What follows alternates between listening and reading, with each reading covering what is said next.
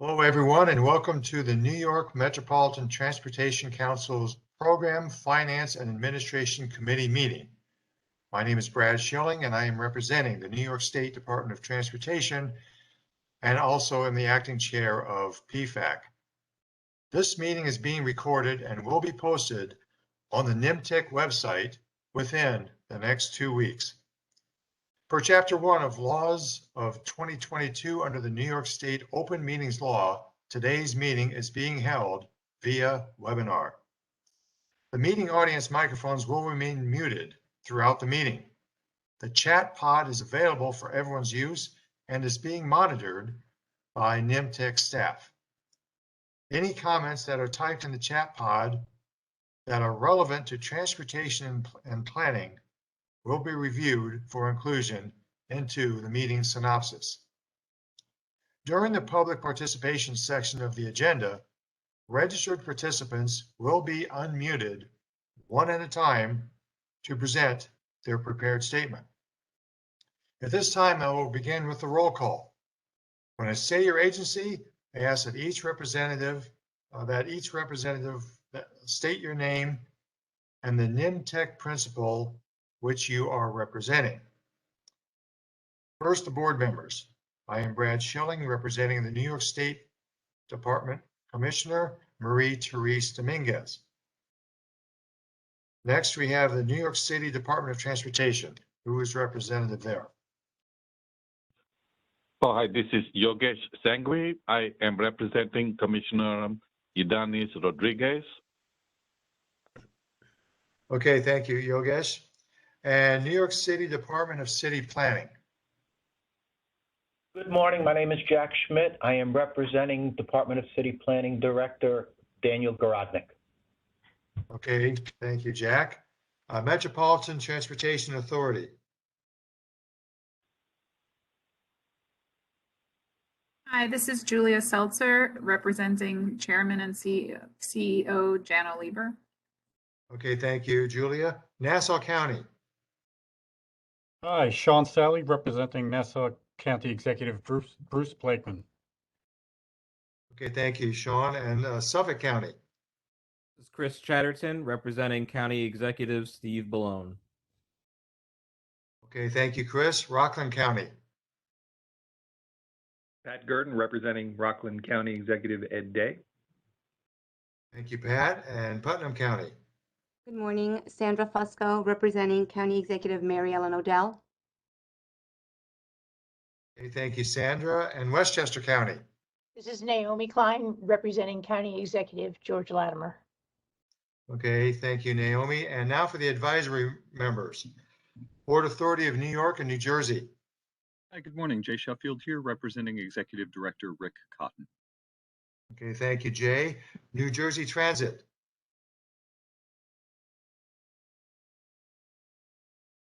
Anybody here from New Jersey Transit?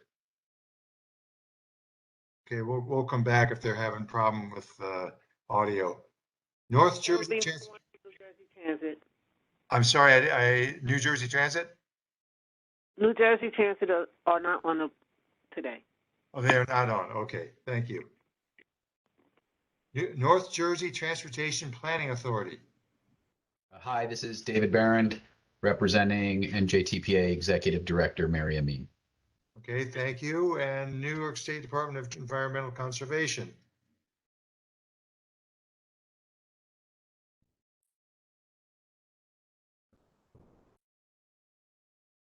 We'll come back to them if they're having audio trouble. Federal Transit Administration. Hi, this is Dan Moser, representing FTA Region 2 Administrator Steve Goodman. Okay, thank you. And Federal Highway Administration. Adamani, representing New York Division Administrator Rick Markey. Okay, thank you. And United States Environmental Protection Agency. Good morning, Matt Larita, representing EPA Region 2 Administrator Lisa Garcia. Okay, thank you. And let's come back to New York State Department of Environmental Conservation. Anybody here from that agency? There's no one here for that agency today. Okay, very good, thank you. So by my count, under the operating procedures, We do have a quorum for today's meeting. We will now view a presentation titled Southeast New York to Danbury, Connecticut, Link Feasibility Planning Study, given by Vincent Tamagna, Project Manager of Putnam County Planning, Development, and Public Transportation, and Project Consultant Drew Galloway of WSP. So would you please unmute Vincent and Drew's microphone and bring up the presentation?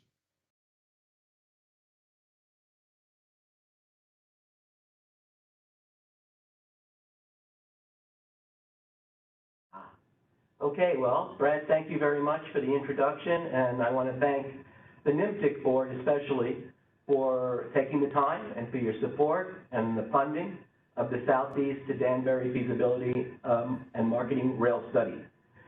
And indeed, this is an extraordinary undertaking with tremendous regional transportation consequences.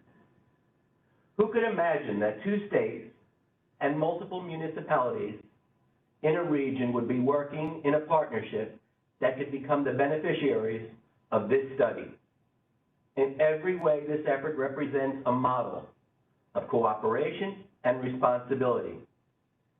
Consideration to quality of life issues like safe and timely transport of the public, getting people to consider alternate travel concepts, consideration toward less road congestion, and for the region, a reduction in the carbon footprint and response to global warming.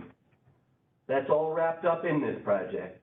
And the vision began with the county executive of Putnam County, Mary Ellen Odell's vision, when she created a partnership with Danbury Mayor Mark Boughton, who is now the Commissioner of the Department of Revenue Service for the state of Connecticut. Fortunately, we gained your support and we were able to begin this project last March. We've come a long way and we appreciate your input today as we come near to the final lap of this marketing feasibility study. There's a great deal of interest in this study from many local leaders, also studying transportation. For instance, a group of elected officials taking on the Interstate 684 and 84, I-684, 84 study. Everybody has eyes on this and everybody has an interest in what we're doing. The nature of talking about restoring rail or bringing new rail lines has stirred interest beyond the boundaries of this study area, going well into New Fairfield. And there are interests from many partners in Connecticut and even as far as the Berkshires. Opportunities for economic development are vital and wrapped in this project as well, both for Danbury and the town of Southeast, with development already under review along the rail line for a potential TOD at Westcon Park, consisting of 430,000 square foot mixed-use project, including housing, assisted living, corporate building, medical services, restaurants, all directly across from Southern Connecticut University. Much time has been invested over the past year with multiple meetings of the study advisory group, and I want to thank you all for your dedication and participation.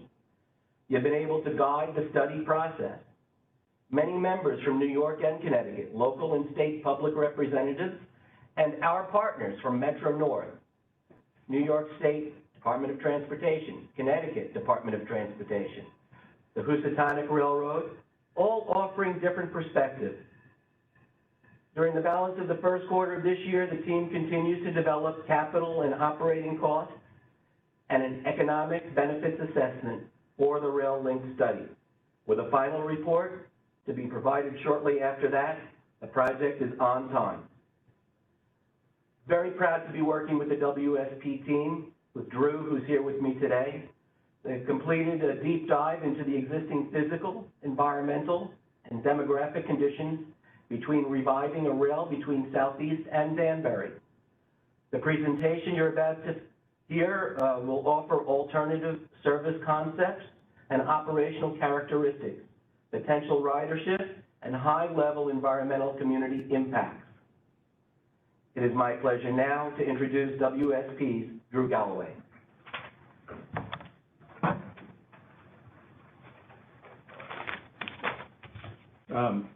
Thank you, Vinny, for the opportunity, and thank you for Vincent for this opportunity to talk about what I think is a very interesting and exciting project. Why don't we go to the next slide? Do that. There we are. I'll give a little context on this, and we have studied the interaction of 3 different rail lines. 2 have passenger service on them today, both operated by Metro North. The Harlem line between Passaic and Southeast New York, and then on to Grand Central, which has a very high volume, dense service operating on it. And then at the opposite end of the study corridor is the Danbury line that operates between Danbury as its origination point, and then on to South Norwalk, Stamford, and then it too travels into Grand Central, New York City. The Danbury line has moderate service levels and has a more circuitous alignment that takes it through South Norwalk and Stamford. The interest and in studying the corridor that we'll talk about is to understand the feasibility of restoring service on a portion of a historic rail line that runs east and west and originated at the Hudson River, actually across the Hudson River at Poughkeepsie, and went all the way to Boston or to New Haven itself. And much of that is inactive anymore, but the portion between Southeast and Danbury is still intact and the subject of this study effort.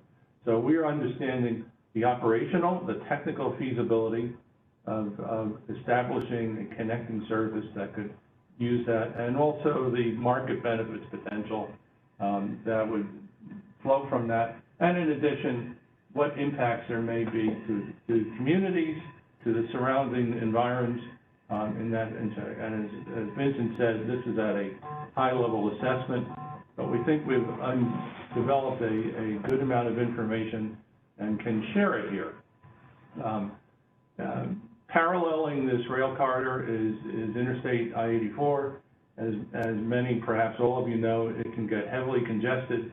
It is part of the interest, I believe, in understanding whether a rail service can offer relief to that congestion as an alternative route, and also to open up new markets, to understand the local travel markets there and new intermediate markets, which we'll talk about in a little while. Next slide, please.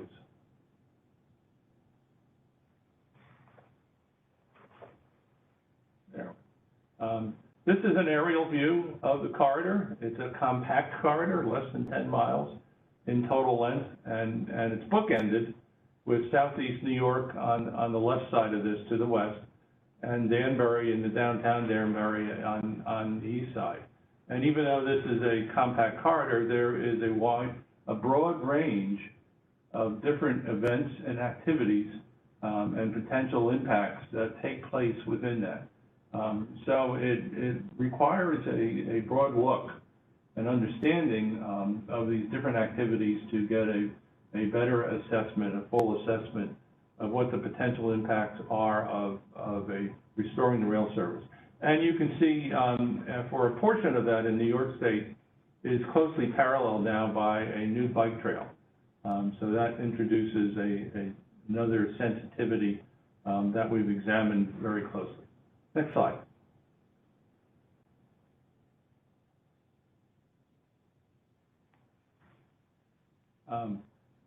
We've studied the opportunity to introduce intermediate stations as well as the end stations at Southeast and Danbury, and have identified 3 or 4 here that appear to have potential use for them, including the one that Vincent identified as a potential new TOD development within the Danbury outskirts of the Danbury itself. And you can see there would be a good dispersal of those intermediate station points along the route to have a broader catchment area of ridership and use, without at the same time having so many station stops that it seriously impacts the travel time of any proposed services. Next slide, please.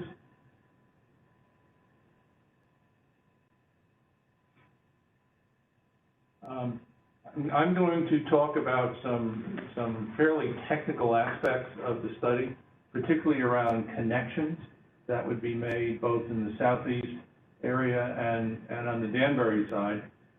Feel it's important to do so because it gets to the very essence, frankly, of the feasibility of the service and how it would work in fitting in with that. And each of these connections have various impacts, either from a community or environmental perspective. We'll talk about that in a little bit detail. And you'll also see that because of the alignment of the beacon line that it's called right now, which is the study territory, it crosses the Harlem line at a very acute angle. And so there's curvature involved and then connections required to make the two work together. Next slide, please.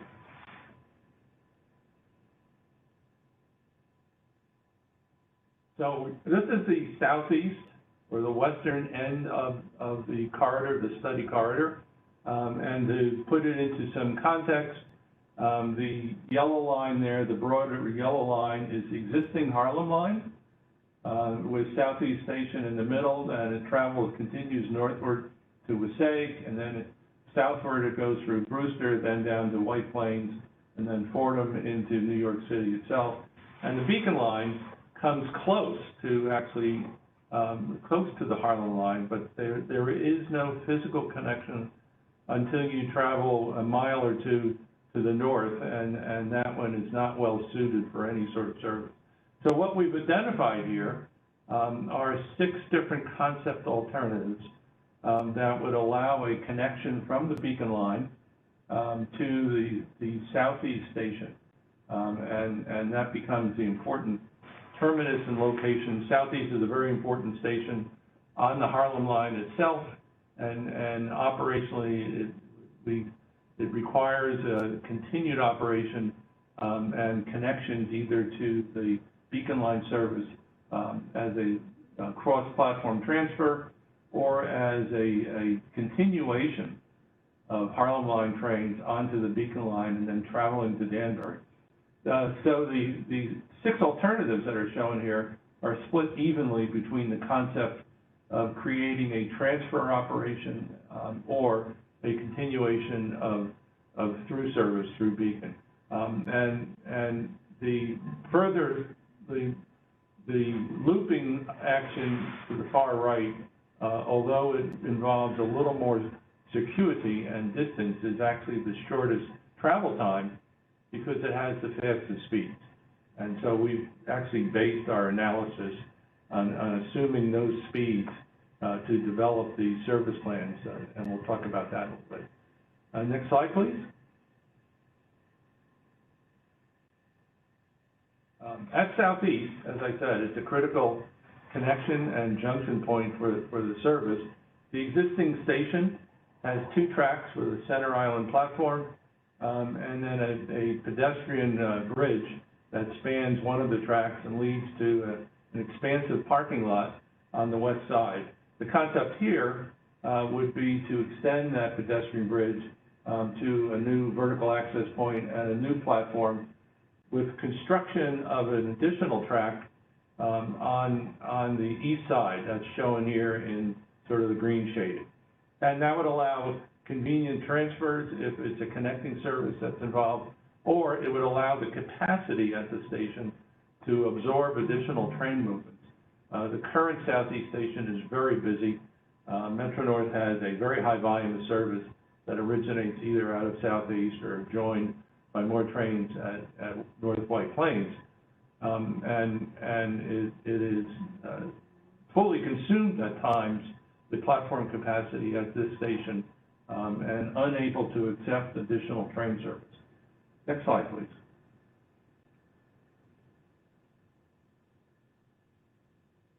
Now we're going to travel to the other end of the corridor at the east side, and this is the Danbury Station series of connections.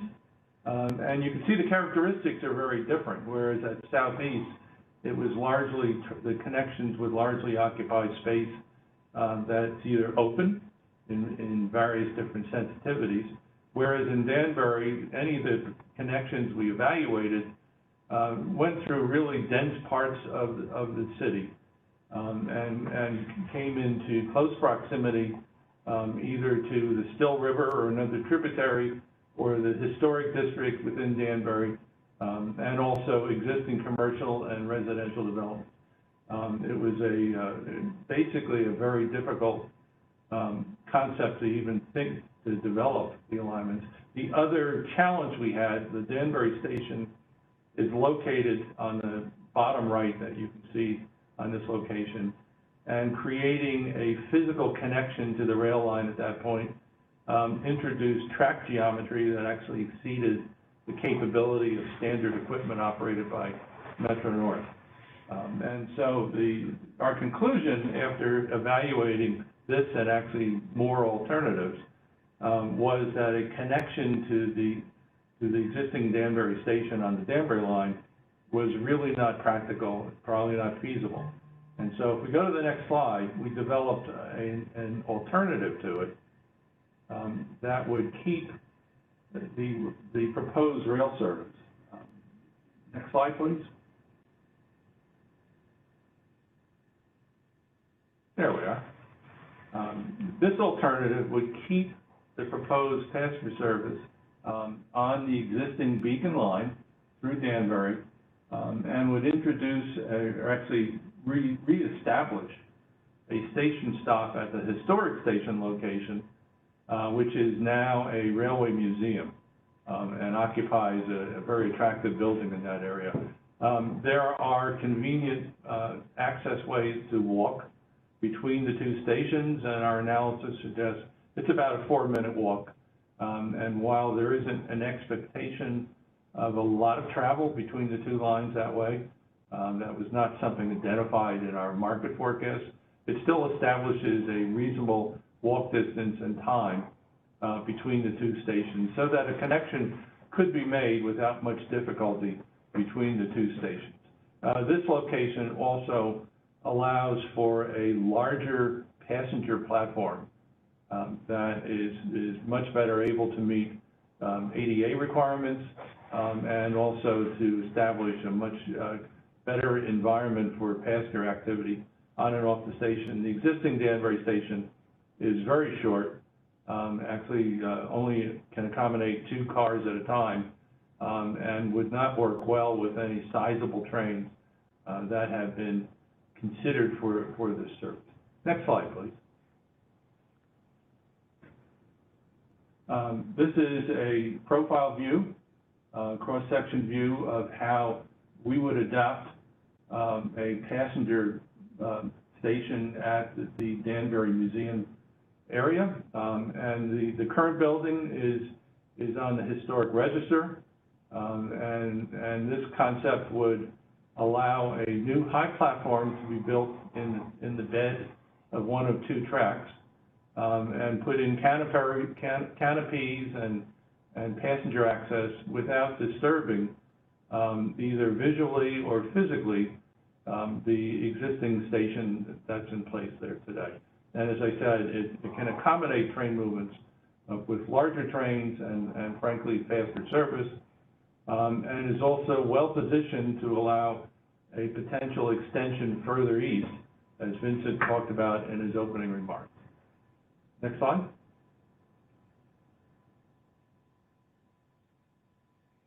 This is a summary of what I've just discussed. I'm not going to spend a lot of time on it. Did not talk much about a connection to Brewster because we found physically and operationally it really was infeasible, and that brought our focus to the connections to Southeast. There would be some improvements along the main line, restoring the track to put in a passing siding. There is some double track in place today, and the service would work better with a double track extension, but it's taking advantage of an existing line that's intact today with the rail track, and would involve predominantly upgrading it for passenger operations. Talked about the Danbury area and why we believe a connection and a station at the historic station is a better location. Next slide, please.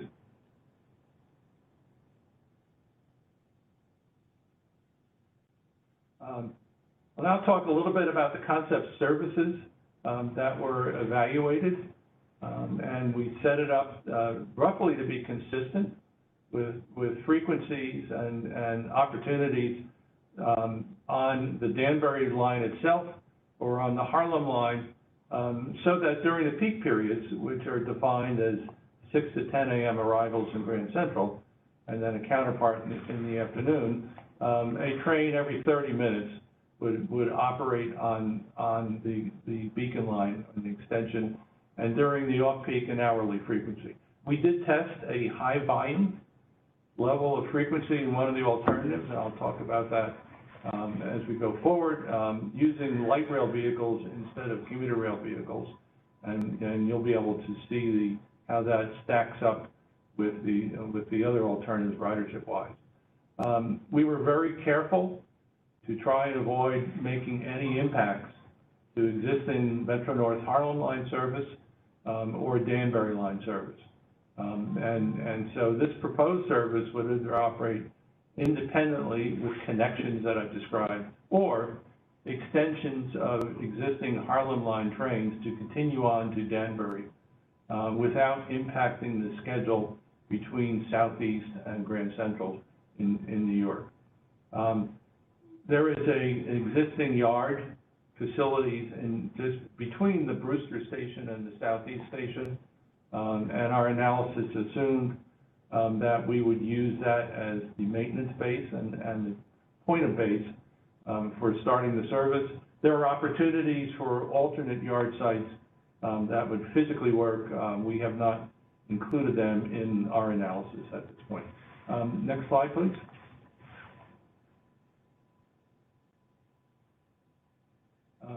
Four different alternatives were evaluated, and 4 different vehicle types were evaluated, because each has better factors or characteristics depending on the alternative. And so the vehicle at the top of this is something called the DMU, or diesel multiple unit, self-propelled. It can be FRA compliant, has a variety of different energy sources, either a diesel locomotive or battery technology is emerging quickly, and possibly, although not widely used in this country, is hydrogen technology for the energy source on that. And that would operate in an independent shuttle mode between Southeast and Danbury. The next vehicle below that is something that operates today on the Harlem line, operates today on the Danbury line between Danbury and Grand Central, or in shuttle service to Stamford and South Norwalk, and also in service between Wasaig and Southeast and White Plains. It is a very classic commuter car that has been in service for several decades and performed very well. And it would operate in combination of either shuttle service during the off-peak periods, or just as with the existing Harlem side service, extensions of trains from Grand Central or to Grand Central that would be extended over the Beacon line. So it's a combination of both direct and shuttle service that was evaluated in that alternative. The alternative below that would be a complete electrification and extension of Harlem line service to Beacon. And while it would clearly offer the best service characteristics, it would also have by far and away the largest capital investment, because it would require electrification extended to Danbury. And the last alternative, as I mentioned before, is a light rail alternative. It's a vehicle that is not compatible with operating on commuter rail lines because of its weight and crashworthiness design. But it's very effective and popular in many parts of this country, and almost universally in Western Europe and Asia. And this one offered the opportunity for a higher frequency of service and use of it. Multiple energy sources, again, can be applied to this. Typically, it's with overhead electrification, but that's not always a requirement that way. Next slide, please.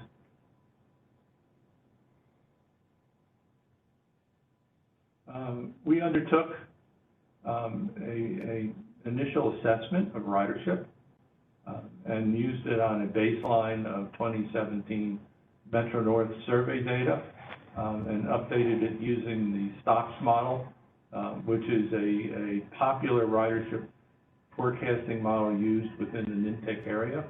I'm not going to spend a lot of time on how all of it worked, but I will point out we looked at 3 distinct markets and wanted to understand the attractiveness of the service that I described within that. And first would be service from this catchment area to New York City, either 125th Street or Grand Central, but also then an intermediate market to White Plains, which has a substantial commercial presence in its own right. And lastly, an understanding of how local travel patterns could benefit from that service. So all 3 are incorporated into the forecast that we talked about, as well as 2 of the intermediate stations that I described. We did some sensitivity analysis, altered headways at parts, and looked at transfer impacts, and concluded all of that would have a relatively modest impact. And we can talk about that in more detail if there's an interest. Next slide, please.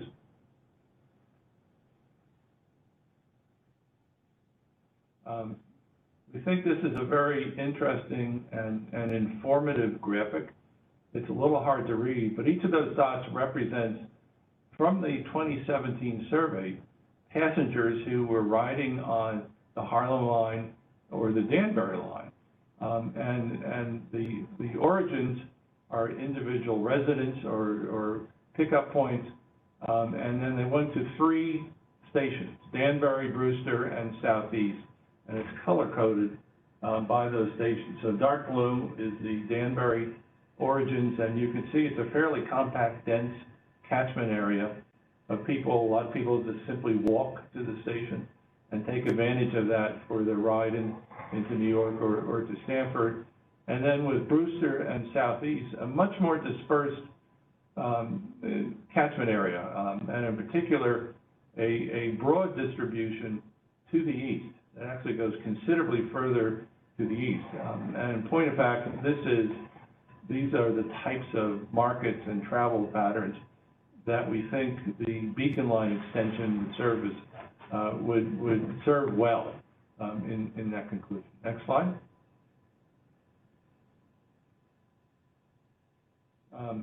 4 alternatives were modeled for the ridership, and this will give you the initial assessment of riders on a daily basis.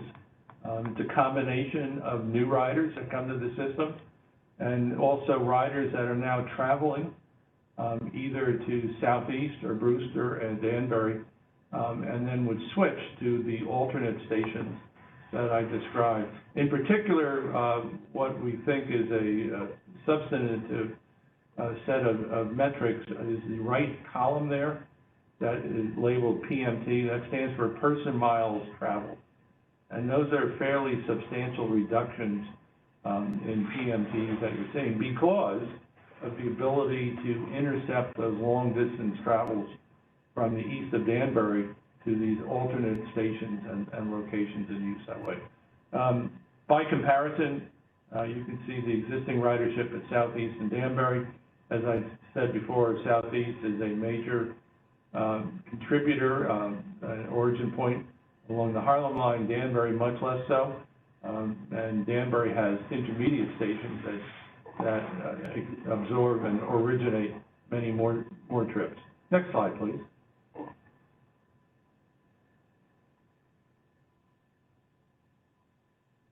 So this is a little bit of a summary. It's preliminary at this point, but we feel comfortable that we can talk about it in this manner and feel that with the positive environmental permitting that would be needed, that a rail link service is operationally and physically feasible. And trains could operate either extended trains or independent trains between Southeast and Danbury in a reliable, competitive way. And in point of fact, because of the nature of the service on the Harlem line and the volume of service that operates down there, including some considerable express trains that operate between White Plains and Southeast and then traveling up to Southeast, there is a substantive potential travel time savings for a passenger to take the Beacon line from one of the stations I described and travel to New York versus operating on a Danbury line train through South Norwalk and Stamford and then on to Grand Central. We think the rail link service would provide competitive travel times for passengers who are not traveling to New York, but instead traveling to either White Plains or local travel and could take advantage of that service to do so. The daily ridership is within the range that you see for travel today between Southeast and Wasaig. And as I mentioned before, there was a proportionally high, relatively high reduction in PMT that came out through the ridership forecasting because of the nature and the characteristics of the passengers that would use it. Next slide.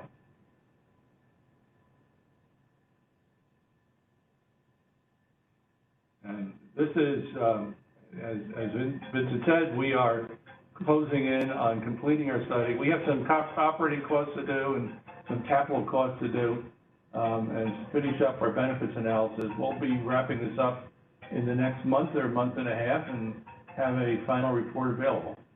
And I thank you all. Next slide, please.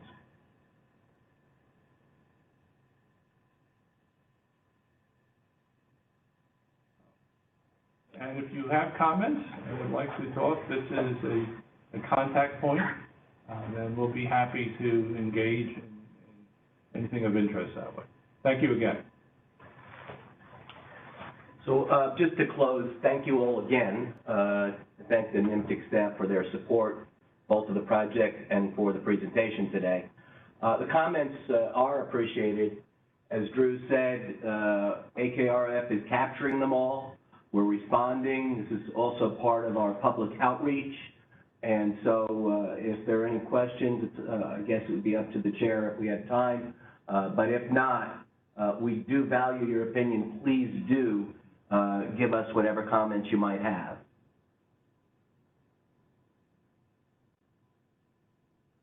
Okay, thank you, Vincent and Drew, for that informative presentation. Since it is, since we are kind of on the clock, why don't we go with that and send an email? Maybe if I could get Vincent or Drew to put that in the chat. SE2D as in David at akrf.com. So that is the email address. And if somebody could put that in the chat room, that would be, oh, thank you, Andrea. So it is in the chat room if you want to send them an email if you have any questions on their presentation today. So good job, guys. So let's go on to the next portion of the meeting. It is now the public participation segment of the meeting. So I want to ask Andrea, do we have any registered speakers for today's meeting? Yes, we do. We have Mary Bowden. Can someone unmute Mary Bowden's microphone? Okay, just want to mention that we have 15 minutes. Well, actually, we have 3 minutes per presenter who have registered to speak with the remarks. We'll hear from these participants in the order they have registered for the duration of the allotted time. And we ask that all participants limit their comments to relevant transportation and planning related issues and to less than 3 minutes, so we can hear from as many speakers as possible in the allotted time. So Murray Borden, you're up first. Please take the floor. Can't get the mic on. We hear you. Oh, can you hear me now? Wait a minute. We can hear you. We can't see you very well, but we can hear you. All right. Many of you know me. My name is Murray Bowden. I represent concerned grandparents, which is like saying, what kind of environment do we leave to our grandchildren? The presentation, a lot of people sitting around the table know who I am. I'm a pain in the butt for a lot of people, but a lot of people think I have something to say. The problem today is global warming. And everything that's done has to be done under the idea of global warming.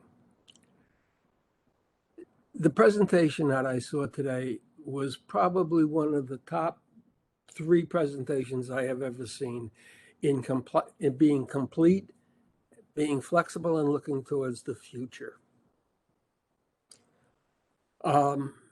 They're analyzing things and they're thinking in a flexible way. The light rail in particular got my attention because it's the first time I've heard of somebody actually thinking about integrating light rail into what's going on in our area. People want to talk to each other. People want to get together. My grandson lives in Brooklyn. He's out with his friends a lot. So I get some sense of what's going on in that generation. People want to get back to the office. New York State took a lot of masks off today. It's going to change a lot. Today's program was a major step forward. A lot of people sitting around the table have heard me say a lot of things that have to change. This is an example of change. You're thinking in ways that people didn't think of before. One of the major problems that you're going to have to address somewhere along the line are outdated concepts. In particular, the idea that a crossbuck represents a railroad crossing. Only the people in the out west, Wyoming, or people who actually see a railroad crossing. Today, railroad crossing should be governed by gates and traffic lights, as on various bridges in New York City. And the Hudson Parkway has a railroad, has a bridge. All a bridge in Florida, all of the bridges on the canals are governed by traffic lights and gates. Flashing red lights belong in the Old West. They don't belong here. In Danbury, you have a combination of both traffic lights and flashing red lights within eyesight of the same crossing. So part of this analysis will have to be updating outdated information. At the railroad stations in Metro North, they tell you how soon a train is coming in. They make an announcement that the train is coming. Why the train blows a train horn a mile up the track going 60 miles an hour is beyond comprehension. That's one of the things that has to change. You have the technology to know a train is coming into the station in 30 seconds. This station public address system should say, step back from the platform, there's a train coming. And stop blowing a whistle where it aggravates the people for the last mile for a train going 60 miles an hour and nobody could get out of their way anyhow. So how do you deal with these problems? Well, today was a major step forward. Flexibility of thinking. But somebody has to go back and unwind the crossbuck, which comes out of the Old West.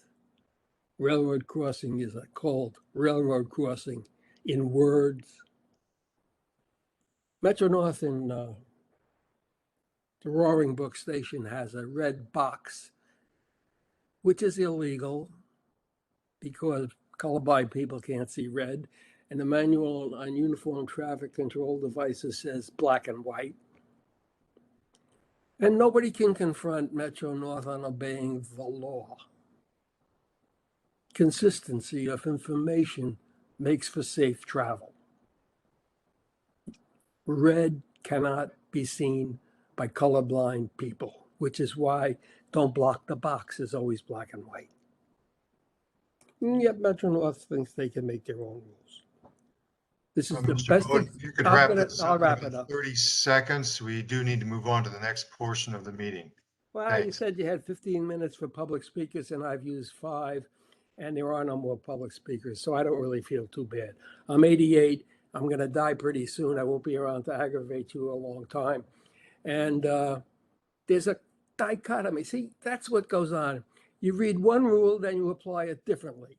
We have 15 minutes for speakers, and I am only one speaker. Think about what you just did. Think about what I said and how it relates. You cannot be fixed like that. You have to be a little more flexible.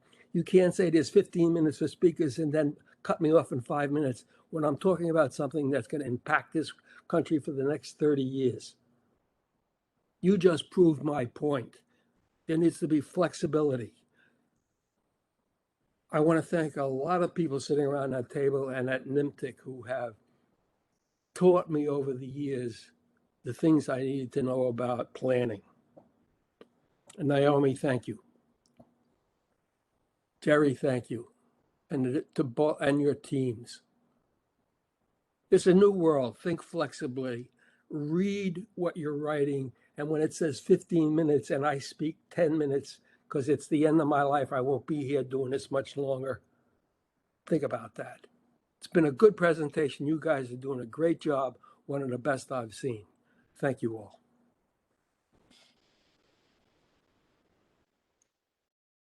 Okay, thank you, Mr. Bowden, for your presentation.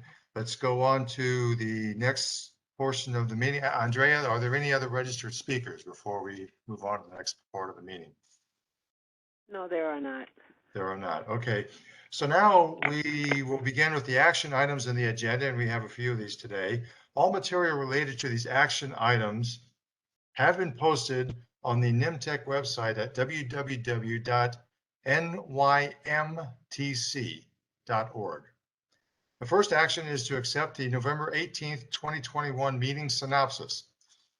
I ask all voting members to announce your name and the agency you represent when you make or second a motion. May I have a motion to accept the November 18th, 2021 meeting synopsis? Naomi Klein, Westchester County, so moved. And may I have a second? Second, Chris Chatterton, Suffolk County. Okay, thank you both. We will now vote by roll call. As you vote, please state your name and your vote. Let's start with the Lower Hudson Valley, Putnam County. Sandra Fusco, aye. Rockland County. Pat Gurdon, aye. Westchester County. Naomi Klein, aye. And let's go with Long Island, Nassau County. Sean Sally, aye. Suffolk County. Chris Chatterton, aye. And New York City, let's go with New York City Department of Transportation.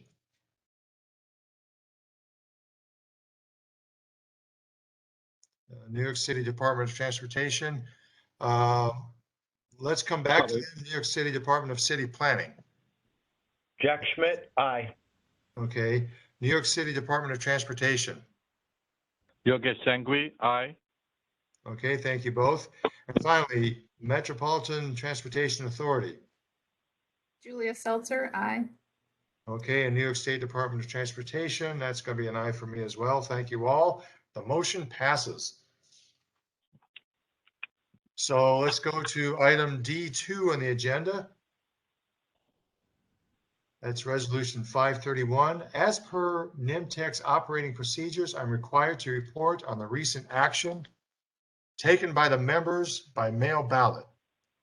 On January 18th, 2022, the voting members of Pfac adopted resolution 531, addendum to the distribution of federal transit funding from the Coronavirus Response and Relief Supplemental Appropriations Act and the American Rescue Plan Act that made a sub-allocation of the supplemental transit funding available from the Bridgeport, Stamford urbanized area, which partially overlaps with NYMTC's planning area. Given the emergency nature of the transit funding appropriated under this legislation and the need to accelerate its availability to the transit providers in NYMTC's planning area, Pfac voted on this resolution by mail ballot. The resolution was adopted unanimously. NYMTC's operating procedures allow for action by mail ballot and require that the action is reported publicly during the next scheduled meeting, which I'm doing today. Resolution 531 is available on NYMTC's website along with the other resolutions from today's meeting. We will move to the next agenda item. It's D3 in your agenda, Resolution 532. The next action item is to adopt Resolution 532, recommendation of the state fiscal year 2022-2023 Unified Planning Work Program for council adoption. I will now ask Michael Toomey of NYMTC staff to introduce this resolution. Could you please unmute Michael's microphone?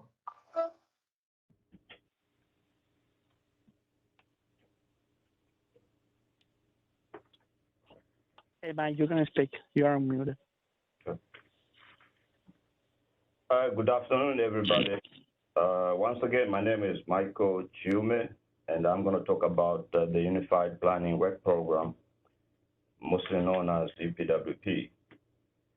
NYMTC is a metropolitan planning organization, and as all we know, MPOs are tasked to select transportation projects for federal, state, and local areas.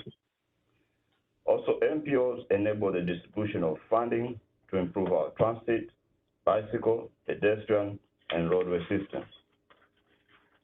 There are a total of 60.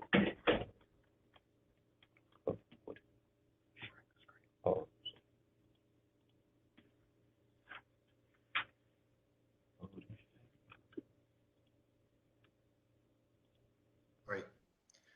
Okay, thank you, Michael.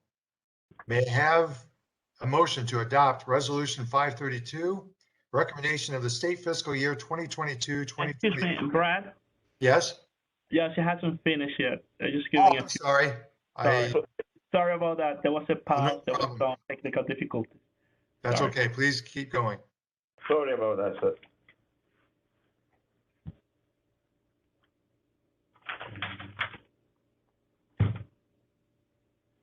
NYMTC is a metropolitan planning organization, and as all we know, MPOs are tasked to select transportation projects for federal, state, and local areas. Also, MPOs enable the distribution of funding to improve our transit, bicycle, pedestrian, and roadway systems.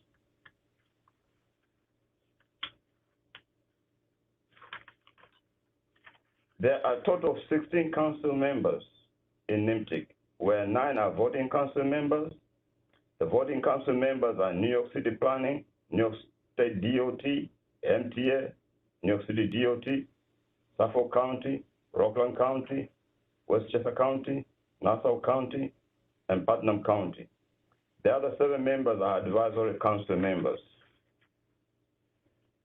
NYMTC's planning area consists of Long Island, New York City, and Lower Hudson Valley, which has Westchester County, Rockland, and Putnam counties in it. I'm sorry, there's a little bit of a mix-up of slides here. So.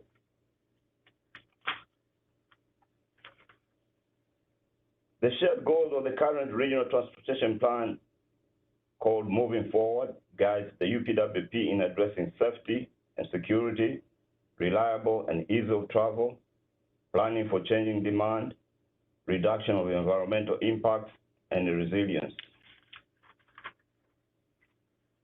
The Unified Planning Work Program, UPWP, is NYMTC's annual budget. It describes how NYMTC will use federal transportation planning funds in its planning area and also funds the core and discretionary programs.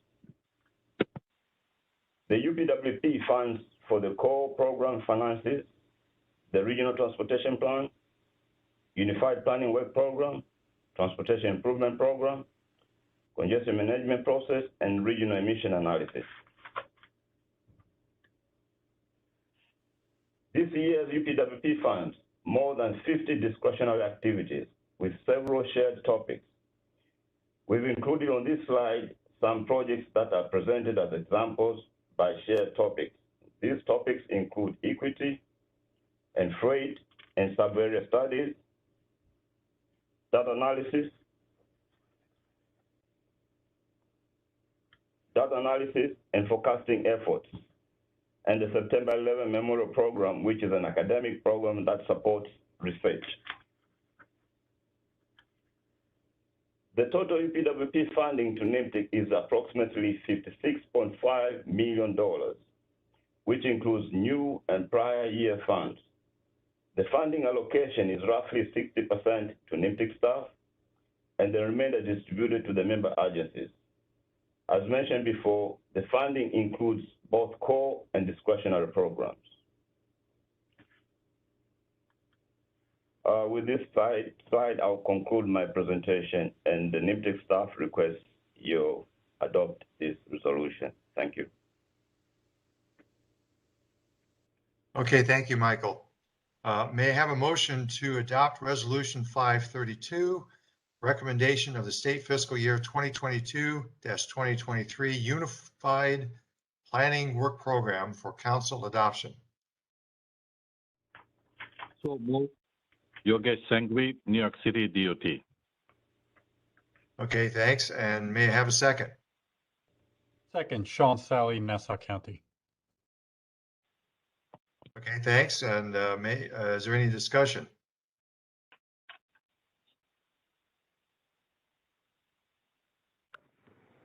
If not, then we will now vote by roll call, starting with the Lower Hudson Valley. So Putnam County. Sandra Fusco, aye. Rockland County. Pat Gurdon, aye. Westchester County. Naomi Klein, aye. Nassau County. Let's go with Long Island. Nassau County. Sean Sally, aye. Suffolk County. Chris Chatterton, aye. And now to New York City. New York City Department of Transportation. Yogesh Sanghvi, aye. And New York City Department of City Planning. Jack Schmidt, aye. And finally, Metropolitan Transportation Authority. Julia Seltzer, aye. Okay, New York State Department of Transportation. That's an aye. So thanks, everyone. And the motion passes.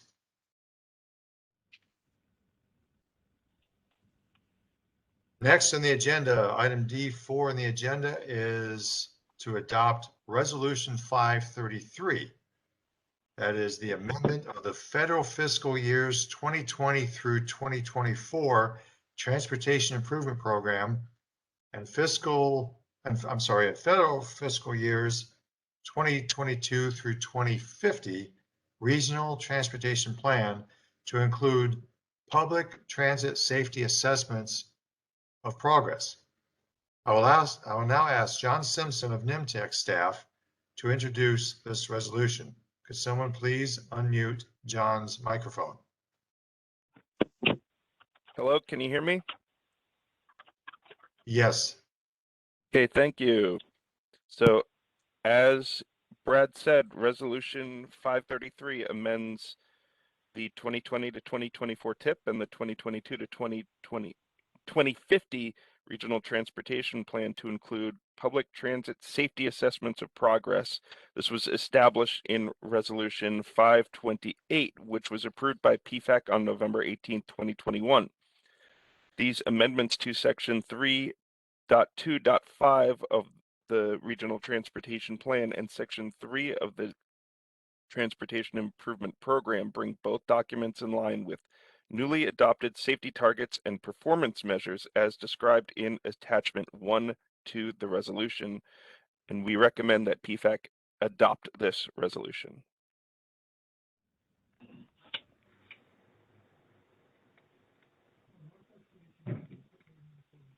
Okay, thank you, John. May I have a motion to adopt Resolution 533, which is the amendment of the federal fiscal years 2020 through 2024 Transportation Improvement Program and federal fiscal years 2022 through 2050 Regional Transportation Plan to include public transit safety assessments of progress? So moved, Pat Gurdon, Rockland County. Okay, thank you. May I have a second?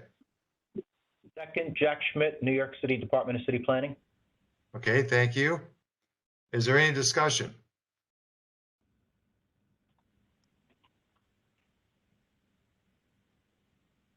If not, we will once again vote by roll call. And we're going to start with the lower Hudson Valley. So let's take a vote. So we'll start with Putnam County, Sandra Fusco, aye. Rockland County, Pat Gurdon, aye. Westchester County, Naomi Klein, aye. and now we go to Long Island, Nassau County, Sean Sally, aye. Suffolk County, Chris Chatterton, aye. and we go to New York City Department of Transportation, Yogesh Sanghvi, aye. New York City Department of City Planning, Jack Schmidt, aye. and finally, Metropolitan Transportation Authority Julia Seltzer, aye. and New York State Department of Transportation. That's going to be an aye as well. So thank you, everyone. The motion passes. So we are now down to item D5 in the agenda. This is the next action item. That is to adopt Resolution 534, amendment of the federal fiscal years 2022 through 2050 regional transportation plan to include reimagining the Cross Bronx Expressway study. I will now ask Leslie Forgier of NYMTC staff to introduce this resolution. Please unmute Leslie's microphone. Thanks. Thanks, Brad. Can you hear me? Yes, I can. Excellent. So good afternoon, ladies and gentlemen. I am here to present Resolution 534. Resolution 534 would add the Reimagining the Cross Bronx Expressway study to the vision element of the Regional Transportation Plan, which is also known as Moving Forward. Since this project would be added to the vision element of the plan, it would have no fiscal implications at this point. NYMTC staff requests that the Pfac Council adopt the resolution. Thank you for your time. Okay, thank you, Leslie. May I have a motion to adopt Resolution 534, amendment of the federal fiscal years 2022 through 2050 regional transportation plan to include reimagining the Cross Bronx Expressway study. Sandra Fusco, Putnam County, so moved. And may I have a second?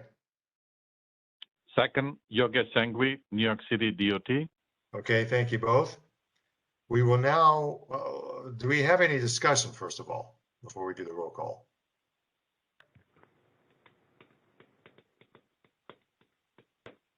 If not, then we will now vote by roll call. And once again, we're going to start with the lower Hudson Valley, Putnam County, Sandra Fusco, aye. Rockland County, Pat Gurdon, aye. Westchester County. Naomi Klein, aye. We'll go to Long Island, Nassau County, Sean Sally, aye. Suffolk County, Chris Chatterton, aye. and we go to New York City Department of Transportation.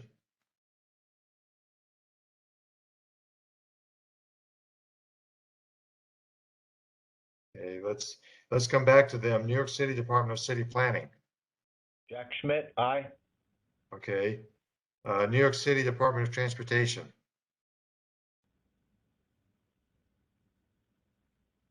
Having some technical difficulties. Let's move on to the next two. Metropolitan Transportation Authority Julia Seltzer, aye. and New York State Department of Transportation is an aye. Sorry, Brad, Yogesh Sanghvi, aye. My phone got disconnected. Okay, no problem. Thank you for your vote. And thank you all.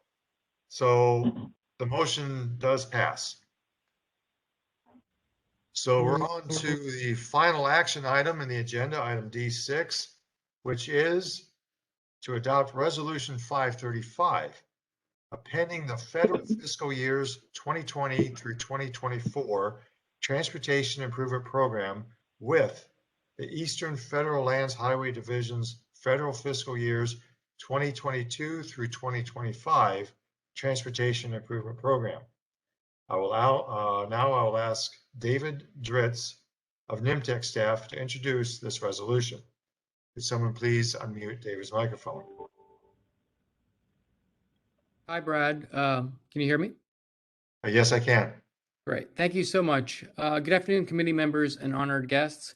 I would like to introduce Resolution 535, appending NYMTC's federal fiscal year 2020-2024 Transportation Improvement Program with the Eastern Federal Lands Highway Division's federal fiscal years 22-2025 program.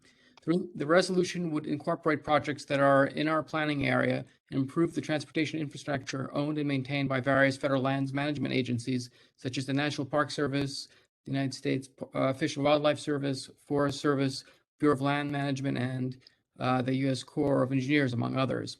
We recommend that Pfac adopt the resolution. Thank you. Okay, thank you, David.